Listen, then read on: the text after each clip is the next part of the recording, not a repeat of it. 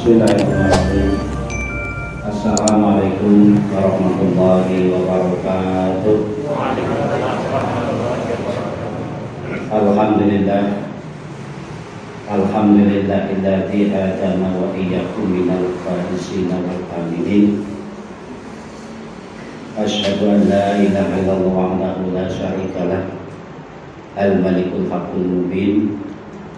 Wa asyhadu anna Muhammadan abduhu wa rasuluhu sayyidul awwalin wal akhirin. Allahumma shalli wa sallim wa barik ala Muhammadin wa ala alihi wa sahbihi ajma'in wa man tabi'ahum bi ihsanin ila yaumiddin. Segenap jamaah salat maghrib Masjid Nikmatul Ittihad yang dimuliakan Allah, alhamdulillah sampai malam hari ini kita masih berterima kepada Allah Subhanahu wa Ta'ala bisa melaksanakan kegiatan aktivitas kita dalam rangka ditakdimi dirasatid diniyah, belajar atau mempelajari materi-materi agama, khususnya yang berkaitan dengan sumber hukum Islam yang kedua, yaitu al-hadis atau yang biasa disebut dengan as-sunnah. Mudah-mudahan Allah senantiasa memberikan hidayahnya kepada kita semuanya, minimalnya kita ditambahkan ilmunya, pengetahuannya, pemahamannya, sebagaimana doa dari sahabat Nabi An Ubadah bin Samit wa Mas'urun Badriyin, salah seorang pahlawan di perang Badar, ketika bertemu dengan sahabat Ali radhiyallahu anhu. Kemudian Ali terkenal dengan babul ilmi, pintunya ilmu, sedangkan Rasul sallallahu alaihi wasallam adalah bahrul ulum, lautan ilmu. Ubadah bin Samit ingin seperti halnya sahabat Ali memiliki ilmu yang banyak. Kemudian beliau diberikan doa, mudah-mudahan bisa dihafal oleh kita semuanya. Allahumma ftah min abwabil ilmi wa yassirna min abwabil ilmi wa zidna ilman wa fahman bi rahmatika ya arhamar rahimin. Hafal ya Bapak Ibu? Hafal? Allahumma ftah min abwabil ilmi wa yassirna min abwabil ilmi wa zidna ilman wa fahman bi rahmatika ya arhamar rahimin. Yang dalam bahasa kita Allahumma ftah, ya Allah bukakanlah, maksudnya ya untukku, untuk kita, min abwabil ilmi, dari segala pintu ilmu, wa yassirna, dan berilah kami kemudahan, min abwabil ilmi, dari segala pintu ilmu, wa zidna, dan berilah kami tambahan ilmu, ilman wa fahman, ilmu dan pemahaman. Banyak orang yang berilmu tapi belum tentu bisa memahami dan memberikan pencerahan pemahaman kepada orang lain. Birahmatika, dengan kasih sayangmu ya arhamar rahimin, wahai Zat yang maha pengasih lagi maha penyayang. Oleh sebab itu Bapak Ibu yang berbahagia, malam hari ini melanjutkan kajian yang telah lalu tentang sifat-sifat sholat Nabi. Kita lanjutkan dengan babul masajid, bab tentang seputar masjid. Karena ini hadis, oleh sebab itu saya bacakan teksnya berikut maknanya dan nanti penjelasannya. Hadis dari Aisyah, an Aisyah radhiyallahu anha, hadis diriwayatkan dari Aisyah radhiyallahu, semoga Allah meridai, anha kepada Aisyah, qala, dia berkata, amara Rasulullah sallallahu alaihi wasallam, Rasulullah sallallahu alaihi wasallam memerintahkan bibina masajidi bidawri, untuk membangun masjid-masjid di kampung-kampung. Kemudian wa antunat tofah, dan agar memberikan masjid itu kebersihan, dijaga kebersihan. Tidak sebatas itu, watatoyubah, dan sekaligus memberikan wangi-wangian. Nah, inilah pentingnya mengapa masjid-masjid itu betul-betul dijaga kebersihannya dan sekaligus diberikan wangi-wangian. Sebab wangi-wangian itu merupakan sunnah, suatu hal yang biasa oleh baginda Rasulullah SAW, yang kemudian menjadi tradisi, menjadi kebiasaan atau budaya di Makkah, di Madinah, di Arab Saudi, di masjid-masjid. Orang sana itu membakar kayu gaharu yang konon 1 kilonya itu 3 juta kayu gaharu, yang kemudian asapnya sengaja disebarkan, bahkan dimasukkan ke dalam jubah-jubah supaya baunya wangi. Insya Allah di lingkungan Muhammadiyah tidak ada masjid yang kumuh, tidak ada, baik di dalam masjid maupun di toiletnya. Kemudian hadis yang kedua, wa an Abi Hurairah, hadis diriwayatkan oleh Abu Hurairah radhiyallahu anhu, semoga Allah meridai anhu kepadanya, qol, dia berkata, qala Rasulullah sallallahu alaihi wasallam, Rasulullah sallallahu alaihi wasallam bersabda, qatalahu yahuda, Allah telah membinasakan. Qatala bisa bermakna membunuh, menghabisi atau membinasakan, bisa juga bermakna memerangi, tergantung siapul kalamnya, konteks kalimatnya. Qatalahullahu yahuda, Allah telah membinasakan orang-orang Yahudi. Ittakhadhu qubur anbiya'ihim masajidan, yang mereka sengaja memanfaatkan atau mengambil kubur anbiya'ihim, makam-makam atau kuburan-kuburan para nabi mereka, dijadikan sebagai masjid. Kadang-kadang di Indonesia ada orang alim di daerahnya sengaja dikuburkan di dalam masjid biar banyak yang datang.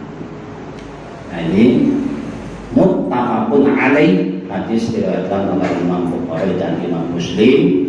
Kemudian wazada Muslimun, menambahkan Imam Muslim, wan nasara, juga orang-orang Nasrani. Jadi bagi umat Islam itu larangan kuburan dijadikan masjid. Apa kan? Kuburan jadi masjid. Ya ada. Kalau tidak ada mestinya Nabi tidak melarang. Konon dulu sebelum Syekh Abdullah bin Abdul Wahab, pembaharu Islam di Arab Saudi yang didukung oleh King Saud pada saat itu, kebiasaan masyarakat di sana itu menjadikan kuburan orang solih. Kemudian di situ dibangun masjid dan tawassulan, dijadikan tawassul, perantara meminta sesuatu atau untuk menyampaikan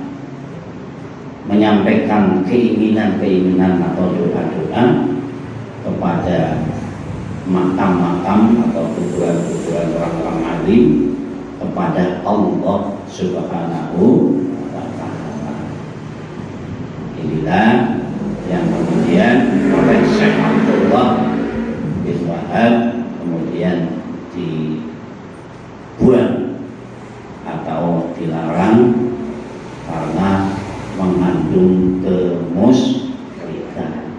Tawassul boleh, tetapi kepada orang yang masih hidup, minta didoakan. Tawassul dengan bi'amalis sholihati, dengan amal soleh, di qiraatil Quran atau dengan apa saja, dengan membaca Al-Quran atau dengan amal soleh, bisedaqatin jariyatin. Jadi kepada yang sudah mati atau yang sudah meninggal tidak boleh.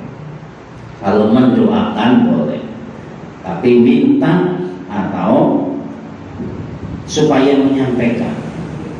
Nah ini yang sebagaimana orang-orang Arab jahiliyah, mereka memasang atau menempelkan Lata, Uzza, Manat, Hubal, Tuhan-Tuhan sesembahan mereka di dinding-dinding Ka'bah.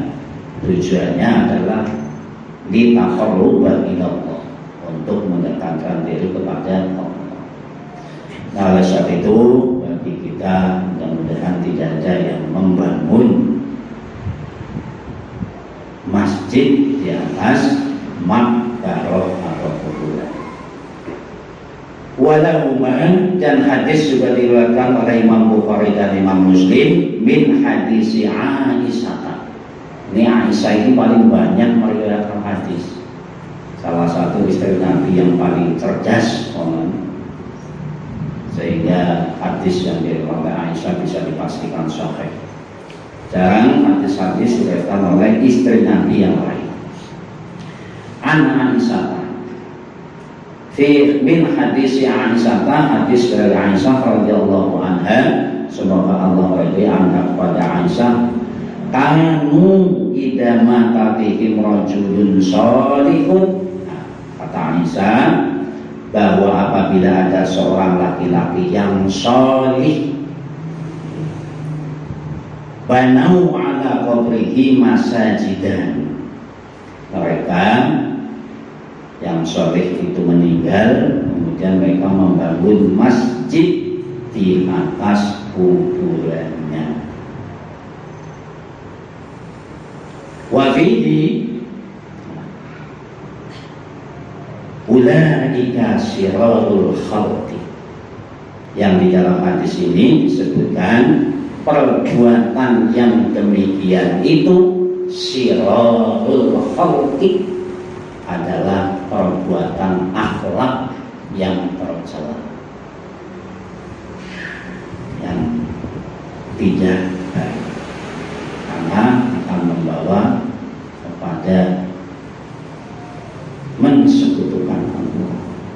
Oleh sebab itu kemarin baik ketika guru kita, pimpinan kita Bapak Profesor Syafi'i Ma'arif meninggal, sebenarnya banyak sekali yang akan bertaziah, mengantarkan sampai ke makbaroh, bahkan kiriman karangan bunga sampai di stop gitu. Saya mendengar di televisi himbauan dari pimpinan PP Muhammadiyah ya, kepada yang bersimpati tidak usah memperbanyak kiriman karangan bunga, lebih baik disedekahkan uangnya di amal jariah. Kemudian wa'an Abi Hurairah, hadis selanjutnya yang keempat, hadis diriwayatkan oleh Abu Hurairah radhiyallahu anhu, semoga Allah meridai anhu padanya. Qal, ia berkata, ba'asa Nabi sallallahu alaihi wasallam khailan. Khail itu artinya kuda. Kalau bagol, keledai. Nabi sallallahu alaihi wasallam pernah mengutus pasukan berkuda. Faja'at birajulin, lalu mereka datang membawa seorang laki-laki tawanan perang. Farobatuhu, maka kemudian dia mengikatnya. Robato, yarbatu, robito. Makanya ada robito ma'ahid, persatuan pondok-pondok pesantren Muhammadiyah. Ada ittihad ma'ahid, ittihad, robito. Warobitu, kemudian mengikatnya bisariyatin min sawariyil masjid,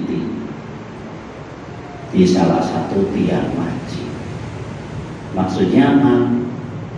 Ya kalau ada, mohon maaf, barangkali di kampung kita ada pencuri, perampok, ditangkap rame-rame, dibawa ke masjid, diikat di masjid, di tiang masjid, boleh. Buatan kudu nampak serendah. Artinya boleh. Buktinya hadis muttafaqun alaih, hadis sahih Bukhari dan Muslim. Dibolehkan membawa tawanan perang, artinya orang jahat ke dalam masjid, kemudian diikatnya di salah satu tiang masjid. Jadi kadang-kadang kiai-kiai ulama zaman dulu itu kalau ada santri yang beling itu ya, yang nakal, itu diikat di tiang masjid. Tapi kalau sekarang ya penahan gitu. Bisa diajukan kena pasal. Tapi kalau kiai dulu, zaman dulu ya tidak.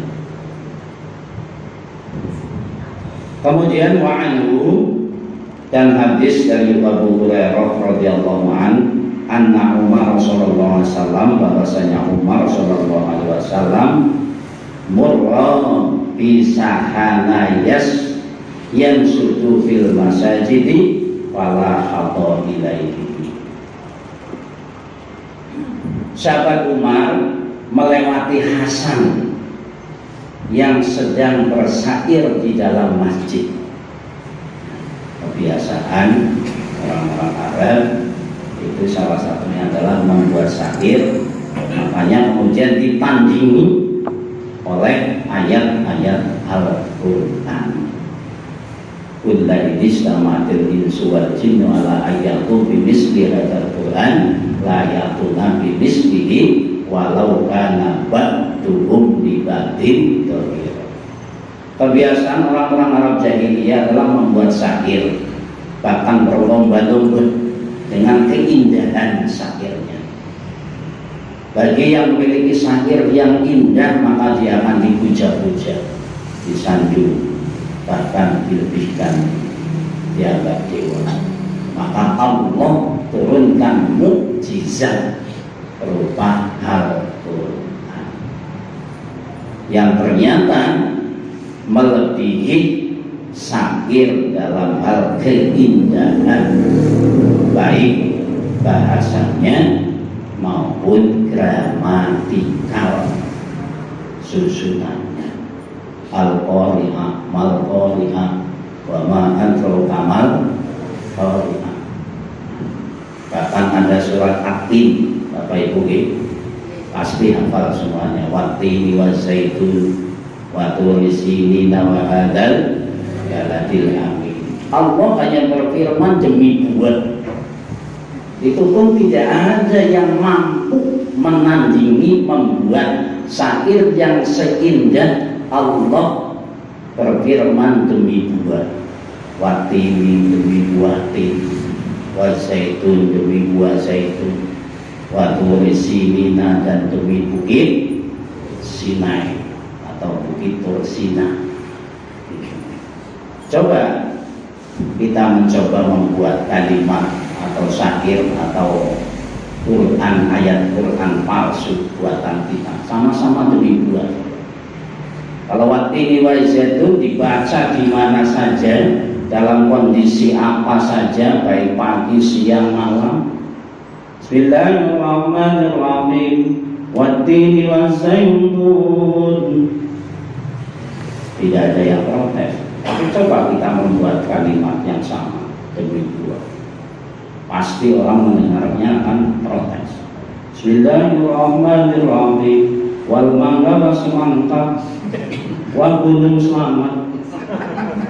Kan sama, demi buat tim, demi buat zaitun, demi bukit sini. Kenapa ketika itu dipalsukan orang ketawa?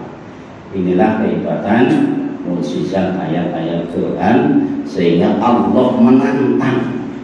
Qul la in istamatil insu wal jinn. Katakan hai Muhammad, jika golongan jin dan manusia berkumpul bersatu padu untuk membuat satu saja ayat Quran, la ya'tuna bimislihi, mereka tidak akan mampu.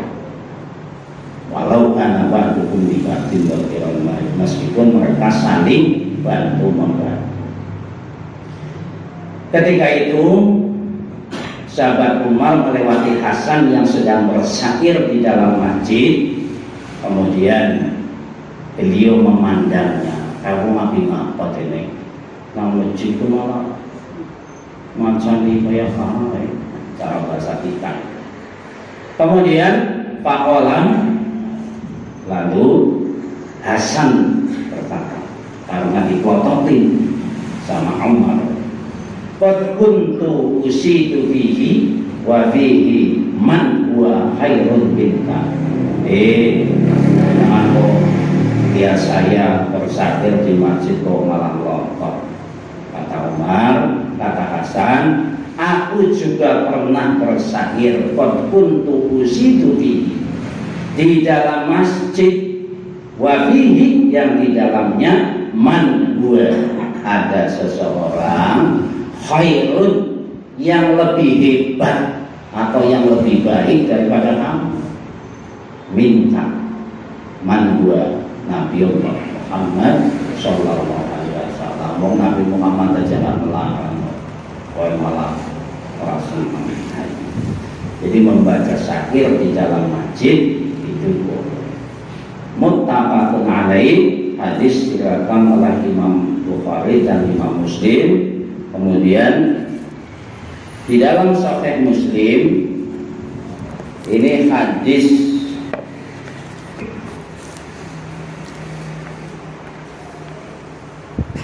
yang ke 2485 dalam bab min fadhaili Hasan bin Sabit, keutamaan sahabat Nabi yang bernama Hasan bin Sabit, bukan Hasan bin Sabit.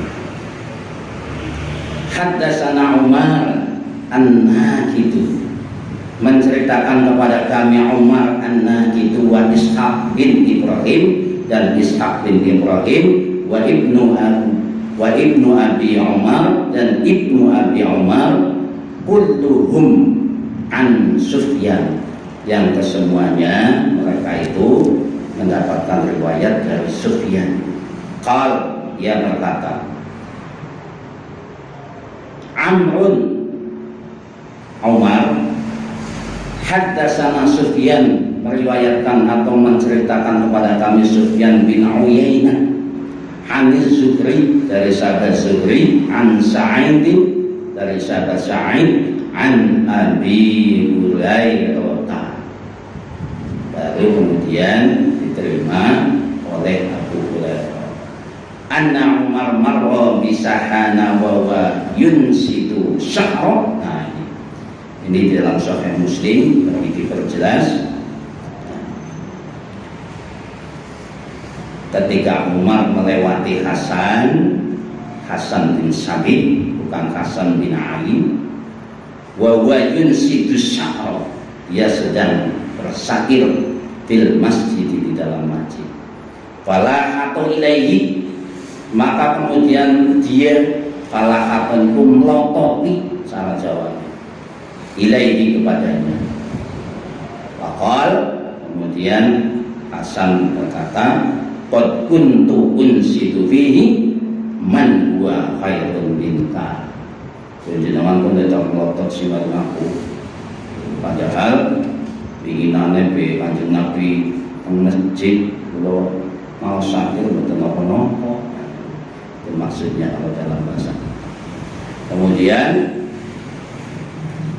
summal tafata ila Abu Hurairah, kemudian iltifat itu dialihkan kepada Abu Hurairah. Faqal an suduqallahu as-samita Rasulullah SAW yaqul ajib anni Allahumma ayyadhu bi ruhil qudus. Bahkan Rasulullah mengatakan ajib itu bagus, dan kemudian mendoakan Allahumma ayyadhu bi ruhil qudus, semoga Allah memberikan kemampuan di ruhil kudus dengan roh yang suci. Kemudian Hasan menjawab di situ, Allahumma na'am, Allahumma ya Allah, na'am, mudah-mudahan. Nah, kalau nyanyi dangdut di masjid boleh atau pop, andai ku tahu. Karena saya pernah mengikuti pengajiannya, mohon maaf, Hari Mukti. Hari Mukti itu mantan penyanyi rock dulu, kemudian aktif di HTI, pengajian, beliau sebagai ketua majelis dakwah. Waktu itu saya malah dijadikan moderatornya di Wanarja Masjid Jami. Beliau di tengah-tengah pengajian itu nyanyi di dalam masjid. Saya batin saja, orang mengerti hati saya. Bapak Ibu yang dirahmati Allah, dilanjutkan.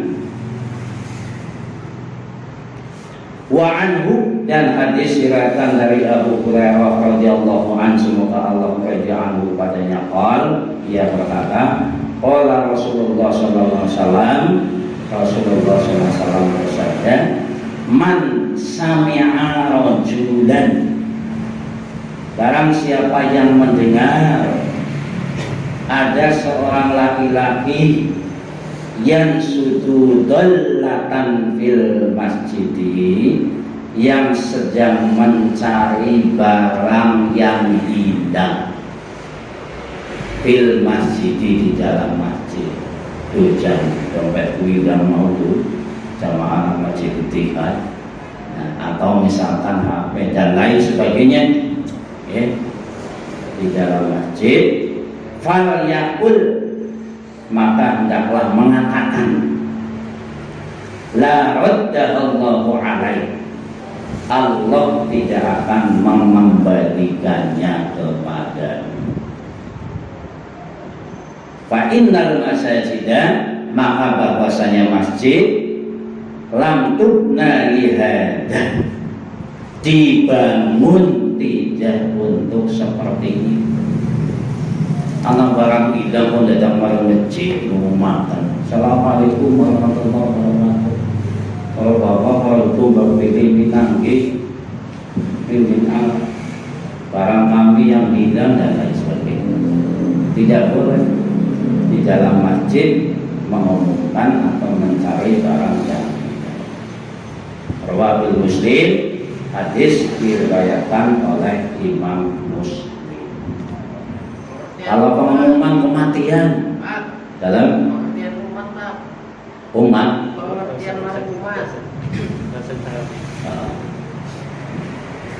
kalau kematian ini barang yang hilang kok, tapi bukan barang, manusia. Jelas pengumuman kerja bakti dengan pengumuman kematian benten gitu. Kalau ada hindari pasti mati.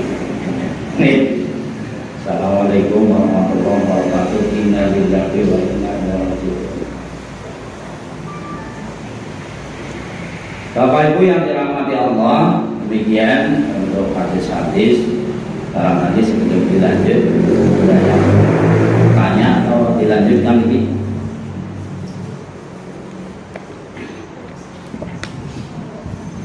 Monggo biar hidup tanya jawab. Monggo. Ini Pak Kiai ada titipan pertanyaan ini, saya bacakan gitu. Hanya saya Pak Kiai, bedanya diskusi dengan Al-Quran apa? Katanya diskusi kan firman Allah juga. Kok diskusi tidak dimasukkan dalam Al-Quran gitu pertanyaannya? Terima kasih. Hadis qudsi adalah firman Allah yang diberikan kepada Nabi Muhammad SAW,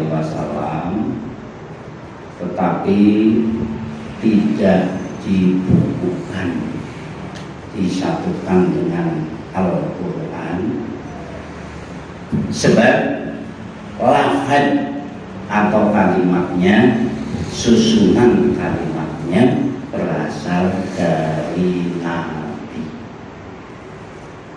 Itu namanya hadis qudsi. Sebagaimana hadis yang terkenal kita hafal, qala Rasulullah sallallahu alaihi wasallam, Nabi sallallahu alaihi wasallam bersabda, qala azza wa jalla, Allah berfirman. Ini masih Nabi yang menyampaikan seperti itu. Kullu amal ibni Adam laku. Setiap amal perbuatan manusia akan kembali kepadanya, kepada manusia, bukan kepada Allah. Illa siyama, kecuali puasa.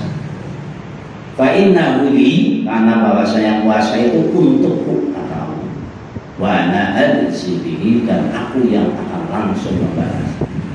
Ini contoh hadis qudsi, diawali dengan kalimat qala azza wa jalla.